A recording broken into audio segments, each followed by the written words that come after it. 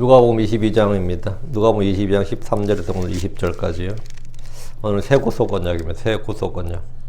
누가복음 22장 20절. 우리 성경에 상속 언약으로 보면 부분도 있죠. 상속 언약이 뭡니까? 상속 언약. 상속을 받으라. 이게 상속 언약이죠. 하여튼 구속 언약입니다. 누가복음 22장 20절 같이 읽습니다. 저녁 식사 뒤에 잔도 그와 같이 이르시되 이제는 너희를 위해 흘린 나의 피로 세우는 새 상속 언약이니라. 근데 나의 피로 세우는 하면 뭐죠? 피로 세우는 하면 의미가 뭐죠? 피로 세우는 하면 구속이지. 피로 세우는 상속 이런 말은 없죠. 나의 피로 세우는 구속이지.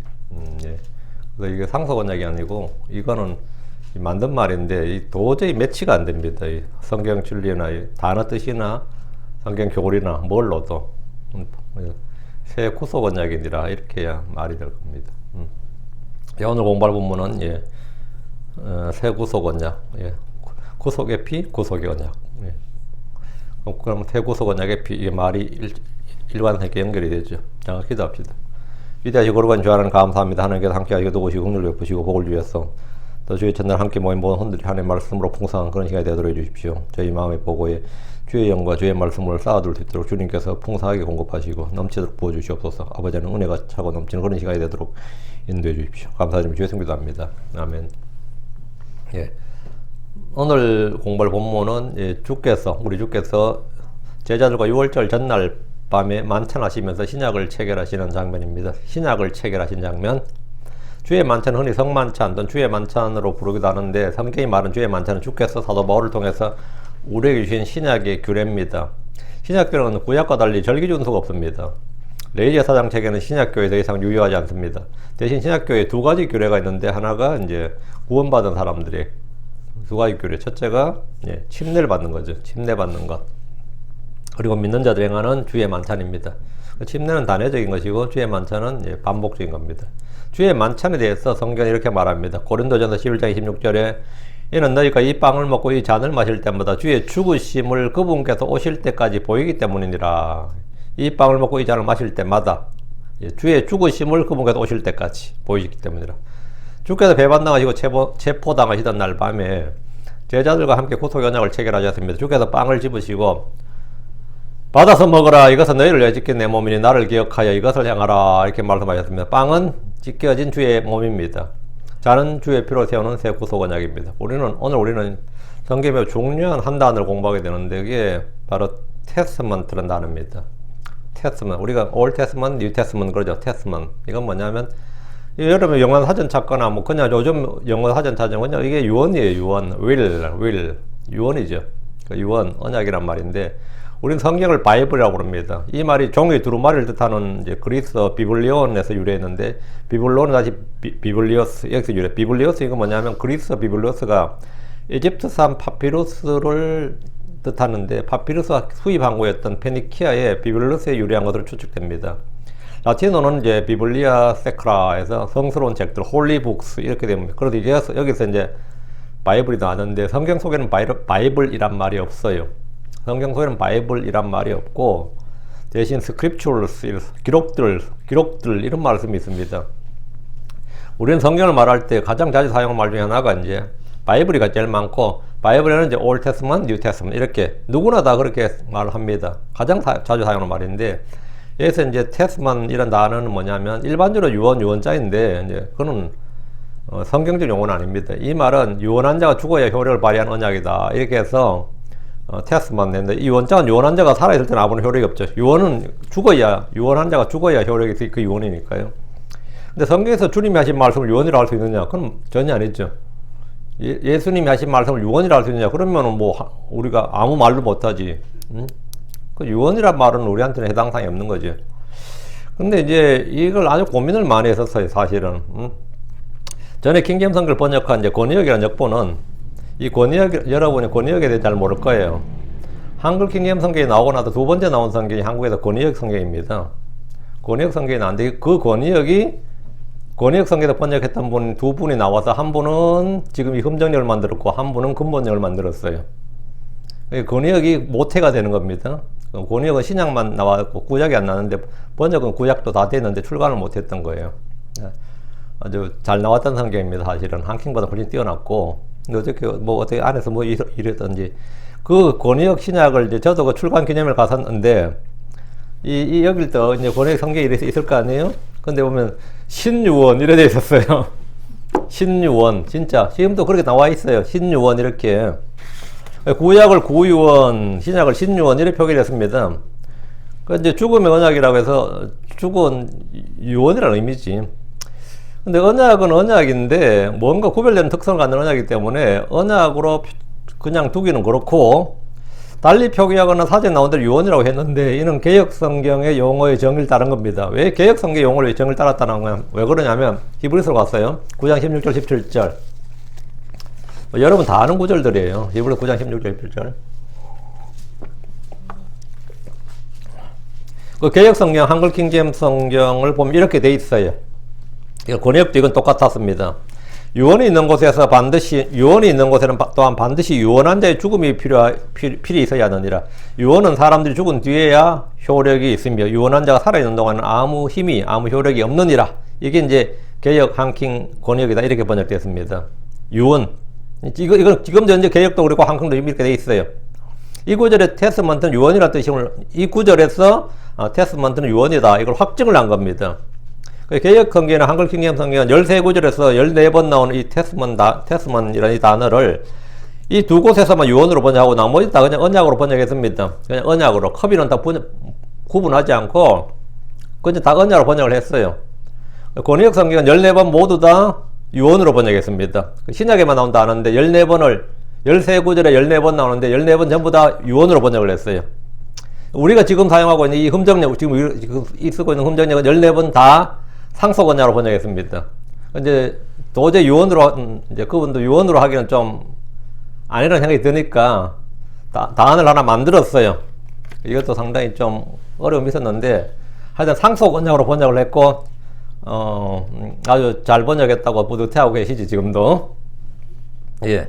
히브리어 베리트, 헬라에서는 디아데케라는 단어인데, 원문에는 원어 성경 보자 그러면 원어 성경 똑같습니다. 킹제임스 성경만 구분이 되어 있지 원어 성경은 둘 다 똑같아요. 뭐 이거는 컵이나 테스만 구분하지 않습니다. 구약 신약으로 할 때 이 언약은 분명히 언약인데 이 킹제임스 역자들이 뭔가 이건 다른 언약이다. 그냥 언약으로 두면 안 되고 뭔가 특징과 강조점 차이가 있는 언약이라 해서 구분을 해서 번역을 한 게 테스먼트예요. 우리말 성경에 이 단어를 번역하는 사람들마다 다 다르게, 출판사마다 번역자마다 다 다르게 번역했는데 이 단어는 크리스천이라면 누구나 교파와 관계없이, 교파 교단 상관없이 그냥 영어 킹제임스 성경을 따라 OT&T, Old Testament, New Testament 이렇게 불러요. 이건 뭐 교파와 상관없습니다. 한국의 크리스천들은 교단, 교파 관련 없이 다 구약 신약이라 부릅니다. 어떤 크리스천들도 성경을 말할 때 구약 신약을 하지 구유원 신유원 이러진 않습니다. 그렇거나 아니면 옛 언약, 새 언약 이것도 뭐 가능합니다. 옛 언약, 근데 아무도 옛 상속 언약, 새 상속 언약 이러지는 않습니다. 뭐 그래 부른다면 아마 이 흠정력 성경 번역 그 교회에서도 그렇게는 안 부를 겁니다. 그냥 구약 신약이라 하지 새 상속 언약 이러지는 않을 거예요 아마. 예, 안 맞으니까요. 이것은 굳어진 단어이기 때문에 누구도 바꿀 수가 없고 바꿀 시도를 못 합니다. 그럼 킹제임스 성경에 나오는 이 테스먼트의 정확한 의미가 뭐냐? 하여튼 성경 14번이 나오니까 우리는 킹제임스 성경을 최종 권위로 믿는데 이게 완전한 성경이라고 하는데 그러면 이 말이 뭐냐? 우리가 무슨 말을 쓰더라도 그 말 뜻은 알고 써야 될 거 아니냐 이거죠. 응? 그러니까 이제 언약은 언약인데 특별한 언약이고 유언은 아니고 상속 언약은 뭐 아예 해당 사항이 없는 말 같고요. 제가 봐도 저도 이걸 한 20년 써도 영 안 잡히는 말이 상속 언약이란 말은 문맥적으로나 그냥 한국말로나 이 교리적으로나 안 잡혀요. 의미가 없는 말이에요, 실제로. 그냥 쓰는 말이지. 그냥 썼던 말이지. 이게 테스먼 이 단어가 뭐냐면 피로 맺어진 언약, 즉 피를 흘려 죽음으로써 맺어진 언약이라는 뜻입니다. 이 테스먼트. 그러면 올 테스먼트 뭐죠? 모세가 율법을 받아 책에 기록하고 그 피를 뿌려요. 그게 그 언약의 피니라 그러잖아요. 그 언약, 이 피와 관련이 되어 있어요. 무조건 피는 반드시 죽음과 연관되어 있고, 그냥 내가 피를 조금 흘려가지고 뭐 컵에 따로 가지고 이렇게 한 게 아니라 죽에서 흐르는 피예요. 그 피를 흘려서 죽는 겁니다. 그러니까 피와 죽음으로 맺어진 언약이라는 뜻인데 이거 한 단어로 어떻게 만들어 한국말로? 이제 이게 이 문제죠. 피로 맺어진 언약, 즉 피를 흘려 죽음으로서 맺어진 언약이라는 뜻이에요. 그러니까 모세 언약, 즉 구약도 피로 세워진 언약입니다. 피가 흘렀다는 것은 누군가 죽었다는 말입니다. 이 두 구절을 보면 확실히 이 단어의 뜻을 알 수 있습니다. 이거는 뭐 영어 사전이나 원어 사전이 중요한 게 아니에요. 성경 자체에 나와요. 출애굽기 24장 8절. 오늘 중요한 신학적 용어를 배우는 거니까 잘 따라오셔야 됩니다. 출애굽기 24장 8절. 아무리 다르게 뭐 설명하려고 해도 성경 변결하지 않는 이상은 그렇게 못해요. 성경에 있는 그대로 한다면 이렇게밖에 안 나옵니다. 출애굽기 24장 8절. 모세가 피를 취해 백성에게 뿌리며 말하되 주께서 이 모든 말씀에 관하여 너희와 맺은 언약의 피를 보라. 이건더라. 모세가 피를 취해 백성에게 뿌리며 말하되, 이 피가 누굴 위한 거예요? 백성에게 뿌리며, 백성을 위한 피예요. 그러니까 6월절 어린 양피도 백성들 위한 것이었고 이 피도 백성에게 뿌리며 말하되 주께서 이 모든 말씀에 관하여 너희와 맺은 언약의 피를 보라. 여기 언제라? 너희와 맺은 언약의 피. 이 피는 언약의 피죠. 언약의 피란 이 언약이 누군가의 죽음으로 흘린 피를 통해서 맺어진 언약이다 이 말이죠. 그게 언약의 피예요. 피와 언약이 지금 연관되는 거예요. 모세 언약, 즉 첫 언약이라 불리는 구약도 누군가의 죽음을 통해서 흘린 피로 맺어진 언약입니다. 율법에 따르면 모든 것은 피로서 정결하게 됩니다. 피 흘림 없이 뭐 없다? 피 흘림 없이는 죄의 사면이 없다. 죄 사함이 없다. 대제사장은 피가 없이는 지성소로 들어갈 수 없습니다. 옛 언약도 피 없이 봉헌되지 않았습니다. 주님은 이집트에서 어린 양의 피를 통한 구속, 구원에 대한 법을 세우셨습니다. 이것이 6월절입니다. 스가랴 9장 11절에 또한 너로 말하건대 내 언약의 피로 말미암아 내가 너희 갇힌 자들을 물 없는 구덩이에서 꺼내어 보내었느니라. 내 언약의 피로 말미암아, 언약의 피로 말미암아. 그러니까 주님께서 구출은 뭘 근거로 한다? 죄의 사면, 구원, 구출은 뭘 근거로? 피를 근거로 한다. 이게. 피 흘림 없이는 아무것도 없는 거예요. 피가 속죄를 주신 거예요.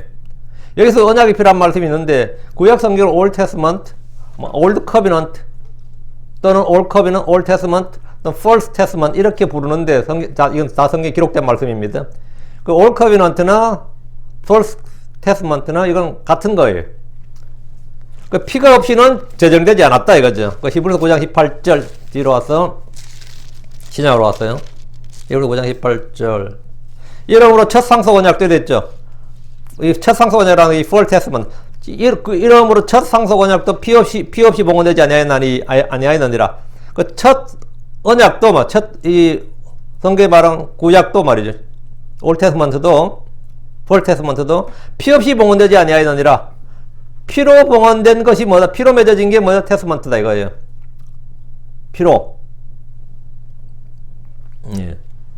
그럼 이 단어를 한국말로 어떻게 표기를 해야 되냐 이거죠.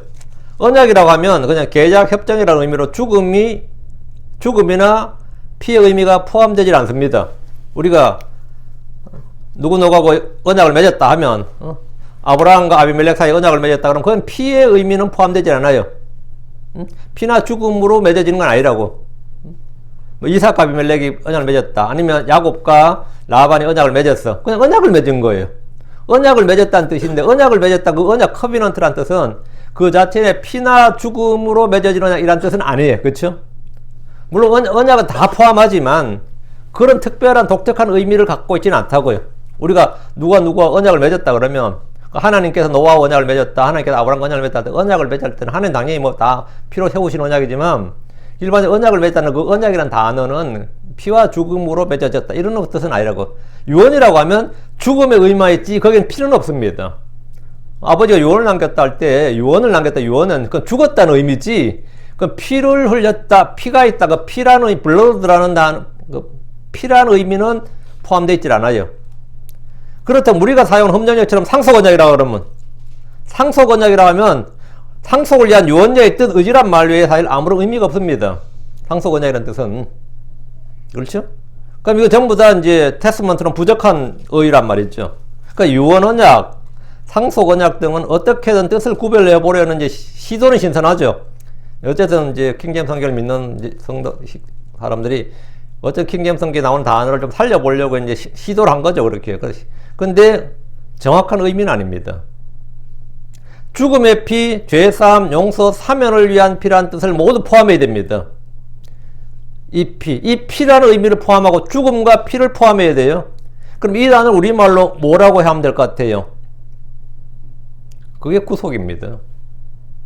그게 구속이에요. 피로 말미암아 맺어진 언약을 구속 언약이라고 합니다. 이거 정확하죠? 예수님의 피는 무슨 피다?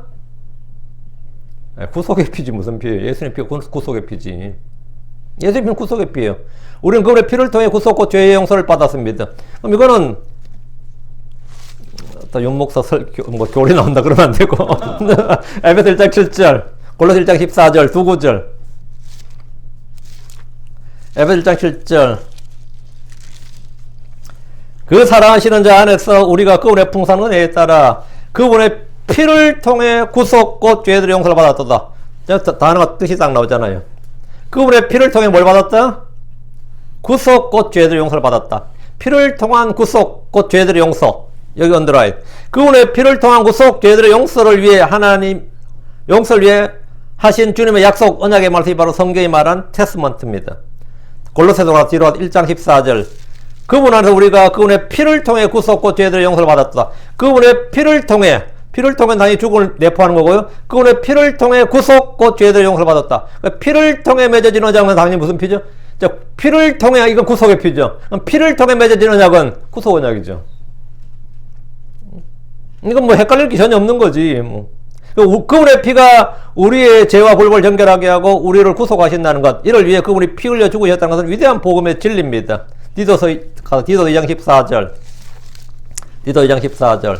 그분께서 우리를 위해 자신을 주시면 모든 불법으로부터 친히 우리를 구속하시고 정결하게 하사 선한 행위에 열심을 내는 백성, 즉 자신을 특별한 백성에게 하려 하십니다. 그분께서 우리를 위해 자신을 주시면 모든 불법으로부터 친히 우리를 뭐 하시고? 구속하시고. 주심은 이건 죽음이죠. 그러니까 주님의 죽으심은 우리의 불법을 위해 불법으로부터 우리를 구속하시기 위한 것이다. 그러니까 주님의 죽으심, 십자가의 죽으심과 그분의 피는 우리를 구속하는, 구속이다, 이거. 구속. 리뎀션. 구속이라고요. 예수의 피는 당연히 구속의 피입니다.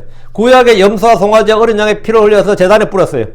시작은 예수님께서 그분 자신의 피를 흘리시고 우리를 위해서 영원한 뭘 얻으셨다? 영원한 뭘 얻으셨다? 히브리서 9장 12절. 영원한 뭘 얻으셨다는 말씀이 있는데, 영원한 염소와 송아지의 피가 아니라 자기 피를 힘입어 단 한 번 거룩한 곳들에 들어가서 우리를 위하여 영원한 뭘 얻으셨느니라. 예, 자기 피를 힘입어 영원한 구속을 얻으셨느니라. 피를 힘입어 죽으신과 피를 통한 구속의 언약이 바로 테스먼트입니다. 그럼 올 테스먼트, 뉴 테스먼트가 무슨 말인지 알겠죠? 죽음과 피를 통해 맺어진 언약, 주님께서 세우신 언약, 구속의 언약이다 이 말입니다. 올 테스먼트는 처음에 세워진 하나님께서 세운 백성들 피를 뿌려서 세우신 구속의 언약. 뉴 테스먼트는 주님께서 자신의 피로 우리 위해서 뿌려진 언약. 그러면 말이 짝 맞아 들어갑니까? 맞아 들어가야지. 이거야 뭐 당연한 소리지. 죽으신과 피를 통한 구속의 언약이 영어로 그냥 테스먼트예요.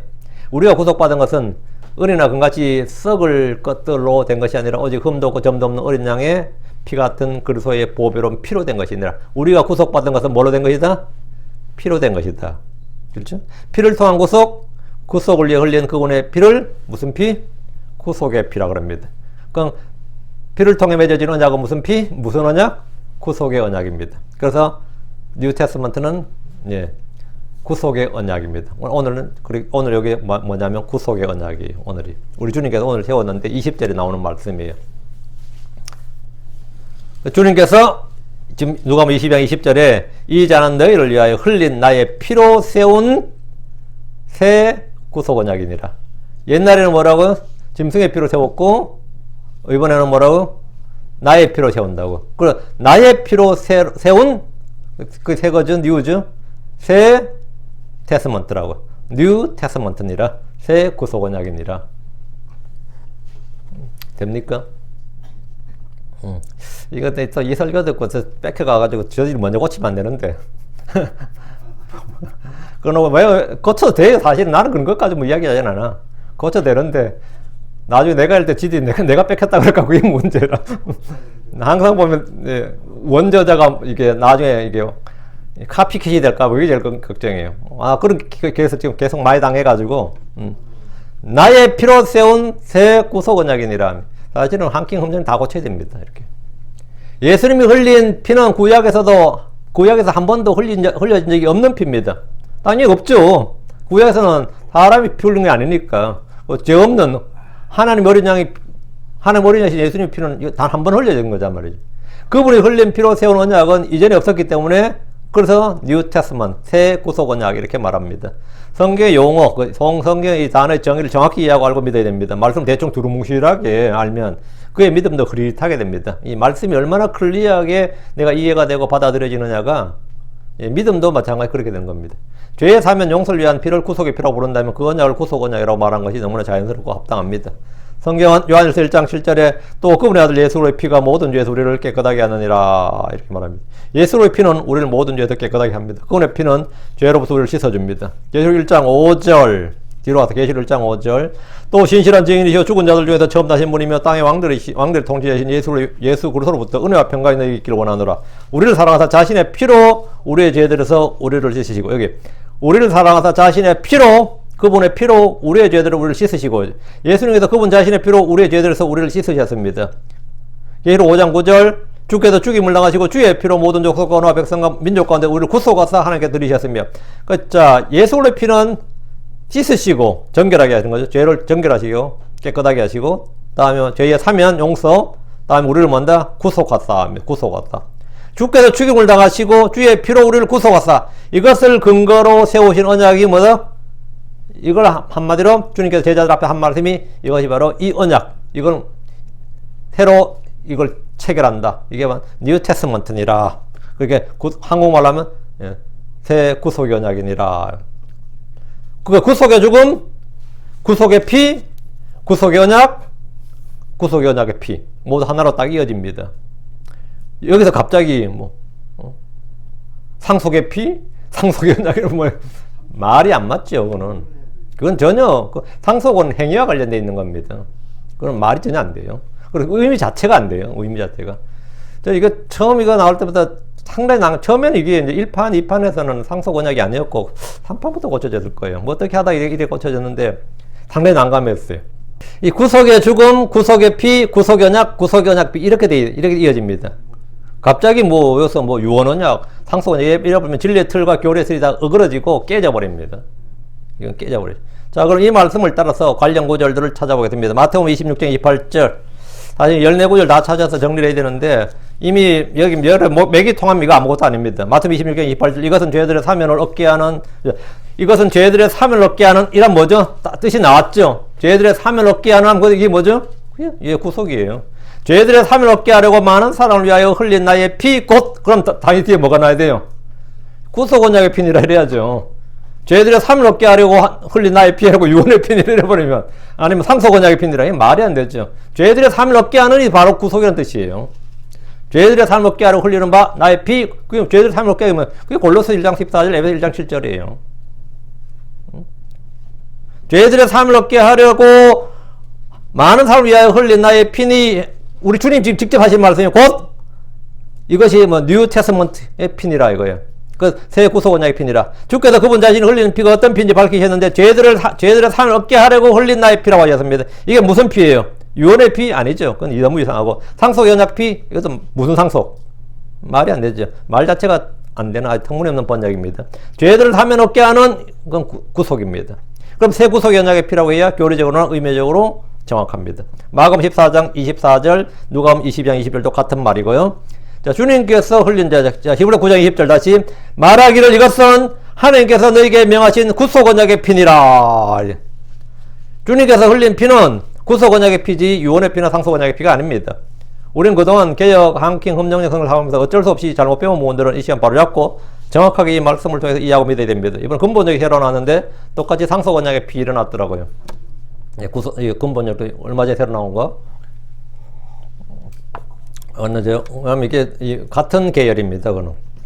자, 본문 보겠습니다. 13절. 다시 누가복음 22장으로서 13절. 중요한 이 교리적 용어이기 때문에 정리를 했는데, 예, 잘 따라오셔야 됩니다. 자, 누가복음 22장 가서 13절. 그리고 거기 가서 그분께서 그들에게 말씀하신 대로 찾았더라. 뭐 방을 찾았다 이 말이에요. 6월절 예비할 방을 찾았다고요. 그리고 그들이 6월절을 예비하였더라. 예, 그분께서 그들에게 말씀하신 대로 이건더라. 그분께서 그들에게 말씀하신 대로 이렇게. 베드로와 요한은 주의 명령대로 6월절 예비할 방을 찾았습니다. 돈 들고 와서 막 싸돌아다니며 찾은 게 아니에요. 여기서 우리가 배울 교훈은 그분께서 그들에게 말씀하신 대로 이겁니다. 주께서 그들에게 말씀하신 대로 믿고 순종하는 것이 그분이 주신 일을 바르게 수행하는 유일한 방법입니다. 제자들이 부지런히 시내를 다 돌면서 막 열심히 수소문해서 방을 찾고, 돈 들고 다니면서 막 옷도 얹어주고 하면서 방을 찾고, 그렇게 해서 주님께서 시키신 일은 우리가 어떻게 하든 완수한다 이렇게 해서 찾은 게 아니고, 주님이 말씀하신 대로 행함으로 그들은 자연스럽게 방을 찾았습니다. 그렇죠? 주님께서 말씀하신 대로. 베드로는 전에 갈릴리 호수에서 주의 말씀에 따라 순종해서 깊은 곳으로 내려가 그물을 던졌어요. 그물을 내려올 때 배가 가라앉을 정도로 많은 물고기를 잡았던 일이 있습니다. 주의 말씀에 순종해서 주의 말씀에 의지해서 이 말이에요. 가나 혼인잔치에서 종들은 주의 말씀에 따라 항아리에 물을 채웠을 때 그 물이 모두 포도음료가 되는 놀라운 변화를 경험했습니다. 그렇죠? 노아를 보십시오. 창세기 9장 22절에 노아가 그와 같이 하여 하나님께서 자기에게 명령하신 모든 것에 따라 그대로 행하였더라. 하나님께서 명령하신 모든 것에 따라. 창세기 7장 5절 노아가 주께서 자기에게 명령하신 모든 것에 따라 행하였더라. 노아는 주께서 명령하신 대로 모든 걸 행했습니다. 아브라함은 주께서 말씀하신 대로 떠났습니다. 주께서 그의 말씀을 성취하시는 분이기 때문에 우리가 믿고 순종할 때 그 일들은 모두 말씀하신 대로 이루어집니다. 베드로와 요한은 주께서 말씀하신 대로 6월절을 예배했습니다. 3월 14일 낮에 양을 잡고 오후죠. 오후 3시에서 6시 사이 이러죠. 3월 14일 낮에 양을 잡고 오후 6시부터 밤으로 보기 때문에 그 시각부터 6월절이 됩니다.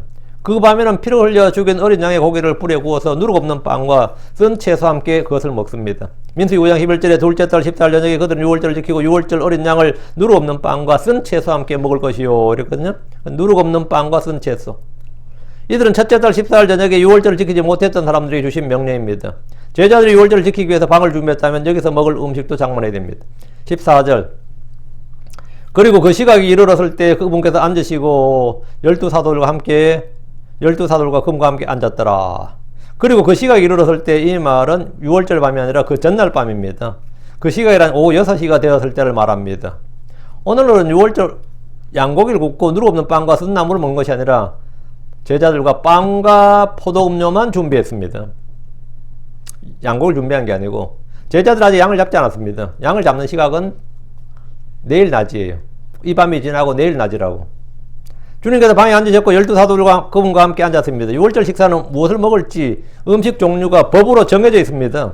이날은 아무 것이나 원하는 것을 해서 먹는 날이 아닙니다. 먹는 방법도 정해져 있어요. 출애굽기 12장 11절에 너희는 그것을 이렇게 먹을지니고 허리에 띠를 띠고 발에 신을 신고 손에 지팡이를 잡고 급히 그것을 먹을지니라. 그것은 주의 6월절이니라. 급히 먹으라고요. 예수님과 사도들은 모두 테이블에 앉아서 대화를 나누면서 그렇게 먹었죠. 그들은 구운 양고기를 먹은 것이 아니라 빵과 포도음료, 포도즙을 먹고 마셨습니다. 15절. 그리고 그분께서 그들에게 말씀하시되 내가 고난을 받기 전에 너희와 함께 이 6월절 어린 양 먹기를 바라고 또 바랐노라. 이 구절을 보면 주께서 6월절 어린 양을 제자들과 함께 드신 것처럼 그렇게 느껴집니다. 그렇죠? 이 구절 보면 15절 보면 8절에서도 가서 우리를 위해 6월절 어린 양을 예비하여 우리가 먹게 하라 그랬거든요. 어린 양을 먹게 하라 이런 의미로 예수님이 제자들하고 양을 먹었겠구나 이런 생각이 든다고요. 여기서 이제 성경이 이건 성경이 앞뒤가 안 맞다. 요한복음 이렇게 안 돼 있는데 말이에요. 제자들은 어린 양을 준비해서 함께 먹었던 것으로 여기 이 본문이 보면 8절과 15절은 그렇게 보인다고요. 이 구절들 기억해 두시고 마음에 딱 기억해 두셔야 됩니다. 뒤로 요한복음 가서 18장으로 와요. 28절. 이건 제가 질문도 좀 많이 받았고 어떤 목사님들한테도 질문을 좀 많이 받았어요. 좀 앞뒤가 안 맞다. 요한복음 18장 28절 주로 그런 질문이지. 요한복음 18장 28절. 그 뒤에 그들이 예수님을 가야바에게서 데려다가 재판장으로 끌고 갔는데 때는 이른 아침이더라.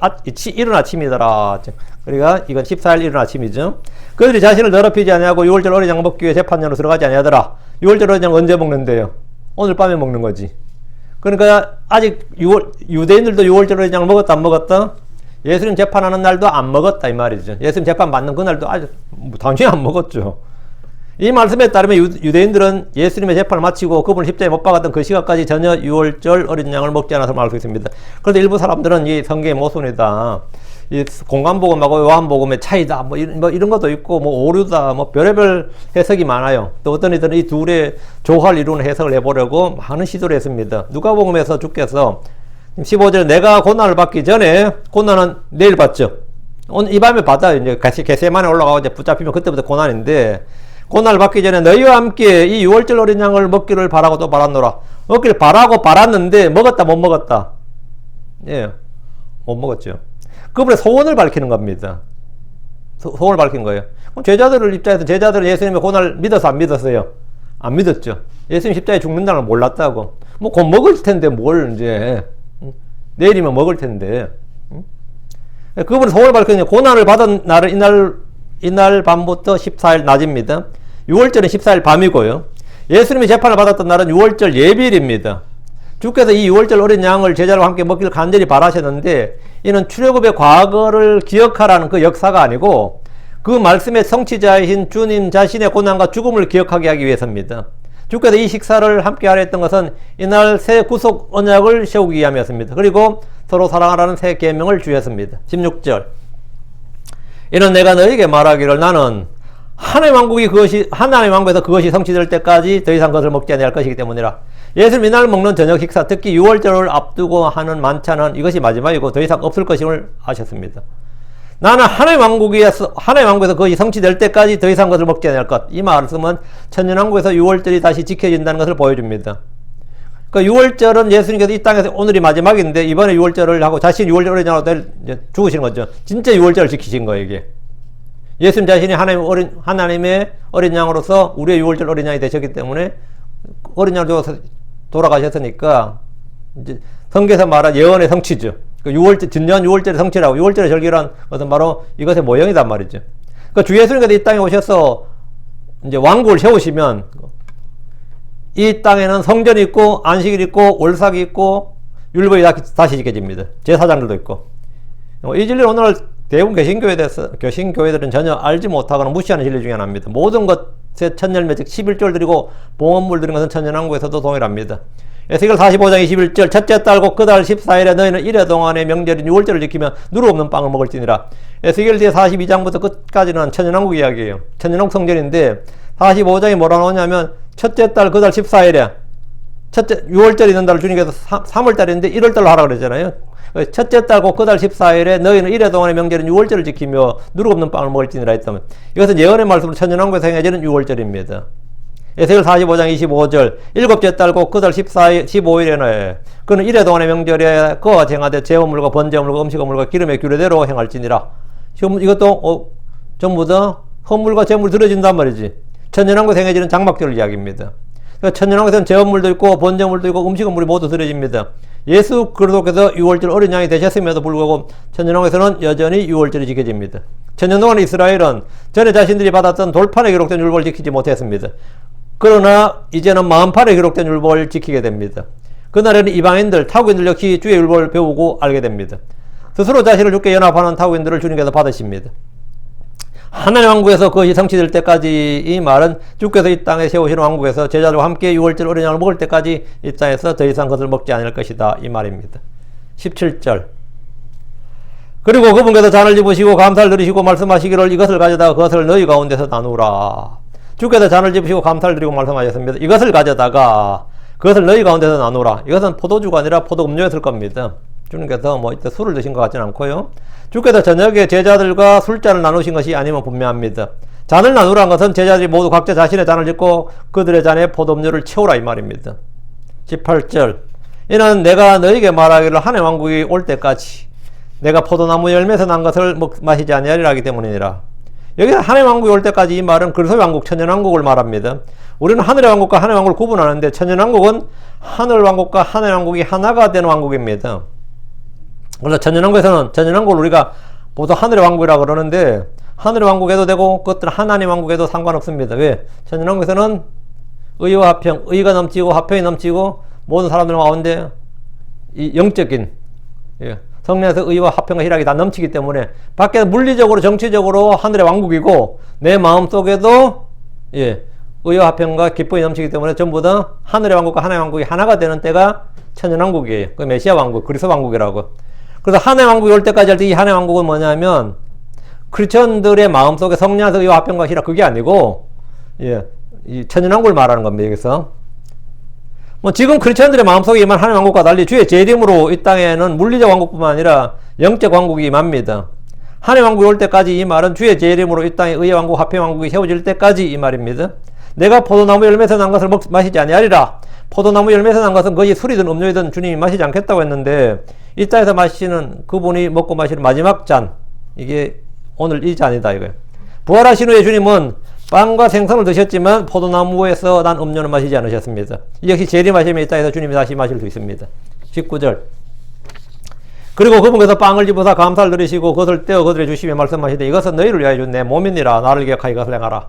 주께서 빵을 집으시고 감사를 드리신 뒤에 그것을 떼어서 제자들에게 주시면서 말씀을 하셨습니다. 이것은 너희를 위하여 준 내 몸이니라. 6월절 만찬이면 어린 양의 고기를 딱 집으시고 이것은 너희를 위하여 준 내 몸이니라 이러면 어때요? 한번 생각을 해봐. 지금 구운 고기를 주님께서 딱 나누시면서 이것은 너희를 위하여 준 내 몸이니라 그러면 출애굽기하고 딱 맞아 떨어지면서 그죠? 패스오버 램, 6월절 어린 양이 되고 예수님이 또 세상 제일 지고 온 어린 양 이렇게 되니까 좀 맞아 떨어지나요?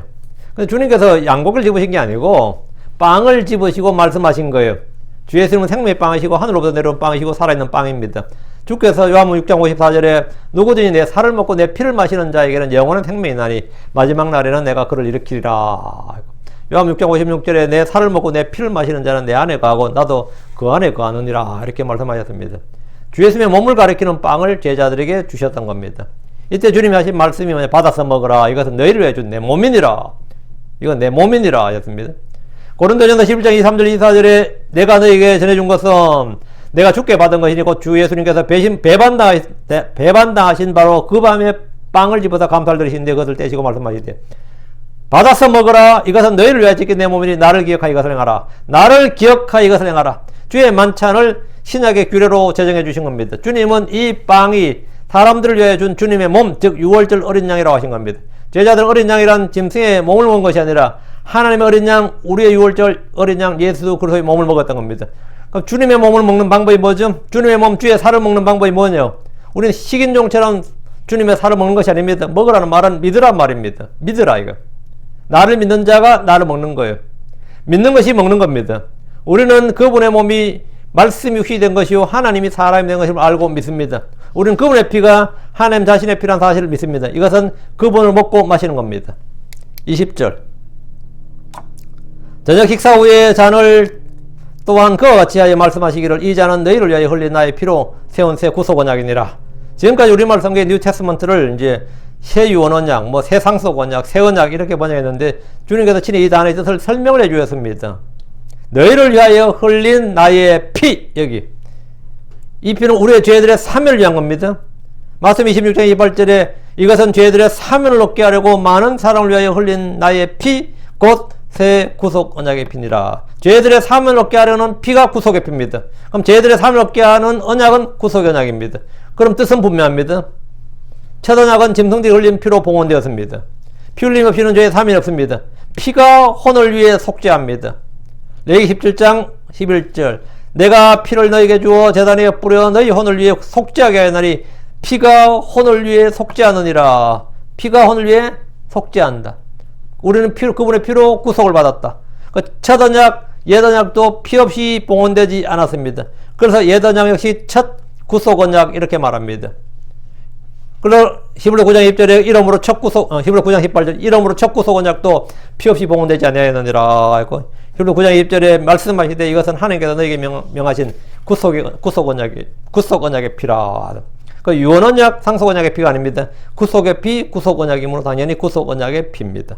첫 구속 언약은 짐승의 피를 뿌렸습니다. 새 구속 언약은 주님 자신의 피를 흘리셨습니다. 너희를 위하여 흘린 나의 피란 말씀은 우리를 위해 죽으신 그분의 죽음이 어떤 죽음인지를 잘 보여줍니다. 우리를 위하여 흘린 주님의 피다. 그분의 죽음이 어떤 피냐?